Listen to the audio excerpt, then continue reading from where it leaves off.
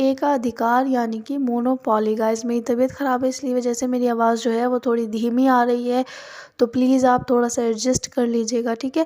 देखिए, मोनोपोली शब्द को हम दो शब्दों में डिवाइड करते हैं। पहला होता है मोनो और दूसरा होता है पोली, ठीक है। इसमें मोनो का अर्थ होता है एक और पोली का अर्थ होता है अधिकार, यानी कि एक का अधिकार। देखिए, इस प्रकार एक अधिकार बाजार की वह स्थिति है जिसमें किसी वस्तु का केवल एक ही उत्पादक अथवा एक ही विक्रेता होता है, यानी कि इसका बाजार में एक ही उत्पादक होगा, यानी एक ही इस वस्तु को बनाने वाला होगा और एक ही बेचने वाला होगा, ठीक है। किसी भी बाजार पर या किसी भी फर्म पर एक का अधिकार होना, उसके अलावा और कोई नहीं, ठीक है। तो ये हमारा एकाधिकार कहलाता है। एक ही उत्पादक अथवा विक्रेता होने के कारण उस उत्पादक अथवा विक्रेता का पूर्ति पर पूर्ण नियंत्रण होता है।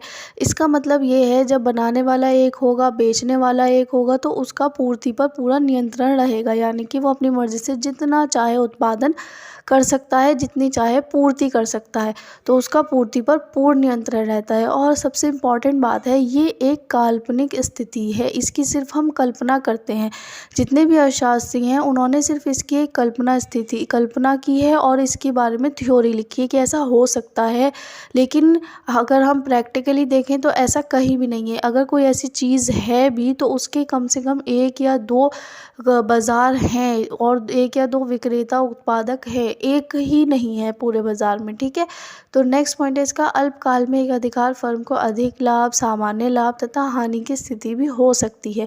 इसका मतलब शॉर्ट टर्म, अल्पकाल यानी कि शॉर्ट टर्म, यानी कि कम समय में जो एक अधिकार फर्म है उसे ज़्यादा लाभ भी हो सकता है, सामान्य लाभ भी हो सकता है और कभी कभी हानि भी हो सकती है, ठीक है।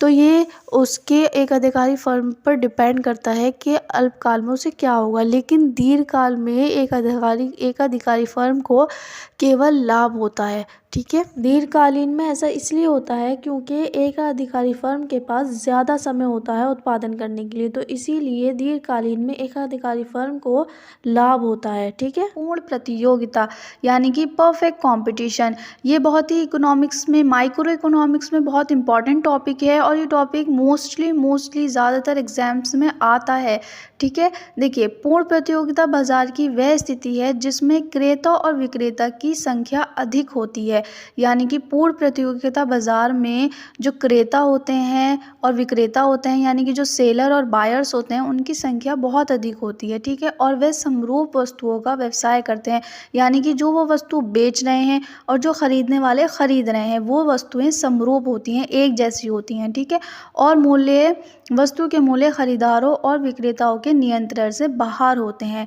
इस बाजार में क्या होता है कि आप जिन मूल्यों पर वस्तु बेच रहे हैं और हम जिन मूल्यों पर वस्तु खरीद रहे हैं, उन पर आपका नियंत्रण नहीं होता, क्योंकि क्या होता है, आप वस्तु बेच रहे हैं किसी और मूल्य पे और मैं खरीद रही हूँ अपने हिसाब से, तो इसमें क्या होगा, वो आपके नियंत्रण से बाहर हैं, ठीक है। और उसी को हम क्या बोलते हैं, पूर्ण प्रतियोगिता बोलते हैं, ठीक है। देखिए, एक बाजार को पूर्ण प्रतियोगिता तभी कहा जाता है जब उसमें खरीदारों और विक्रेताओं को कीमतों का, सॉरी यहाँ से कीमत वर्ड स्किप हो गया है, कीमतों का वस्तुओं की कीमतों के बारे में तुरंत पता चल जाता है। यानी कि जो आपका पूर्ण प्रतियोगिता की जो बाज़ार होता है, उसमें क्या होता है कि जब आप किसी भी चीज़ को ख़रीदने या बेचने जा रहे हैं तो वहाँ पर आपको वस्तुओं की कीमतों के बारे में तुरंत पता चल जाता है कि ये वस्तु कितने की है, ठीक है, और जिन पर वो लेन देन होता है, ठीक है।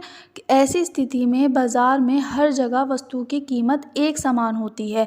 यहाँ पर वस्तु में विभेद नहीं पाया जाता है, यहाँ पर जो भी वस्तु होती है वो सब एक समान होती है। जैसे कि आप ऐसे पूर्ण प्रतियोगिता बाज़ार कौन कौन से होते हैं, जैसे कि देखिए, सब्ज़ी मंडी, गेहूँ, चावल आदि का बाज़ार। सब्ज़ी मंडी में क्या होता है, एक समान वस्तुएं होती हैं, सबके समान रेट होते हैं और वो उसमें सभी पूर्ण प्रतियोगिता खरीदा और विक्रेताओं की संख्या बहुत अधिक होती है और सबको तुरंत पता चल जाता है कि वस्तु की कीमत क्या है।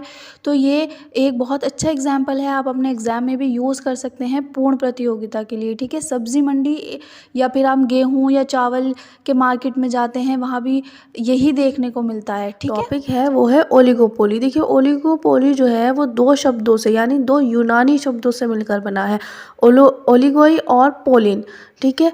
ओलिगोई का अर्थ है कुछ, ठीक है, और पॉलिन का अर्थ है बेचने से, यानी कि कुछ बेचने से, बहुत ज़्यादा नहीं और बहुत कम भी नहीं, सिर्फ कुछ बेचने से, ठीक है। अब देखिए इसका मीनिंग समझेंगे।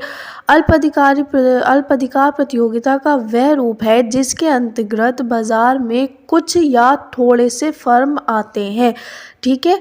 इसमें वस्तु के थोड़े से विक्रेता होते हैं, जैसे कि सीमेंट, पेट्रोल आदि। देखिए एक अधिकारी में हमने क्या पढ़ा था कि एक होता है, ठीक है। पूर्ण प्रतियोगिता में क्या होता है, संख्या बहुत अधिक होती है।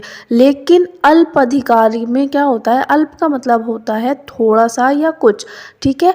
और अल्प अधिकार प्रतियोगिता में क्या होता है, इसके अंदर बहुत ही थोड़े से या फिर कुछ फर्म्स आते हैं, जैसे कि आप देखेंगे सीमेंट, पेट्रोल, इसमें हर कोई सीमेंट का काम नहीं कर सकता, हर कोई सीमेंट नहीं बेच सकता, तो इसीलिए इसके फर्म जो होते हैं ये बहुत थोड़े से होते हैं और बहुत कम होते हैं, कुछ ही होते हैं, ठीक है।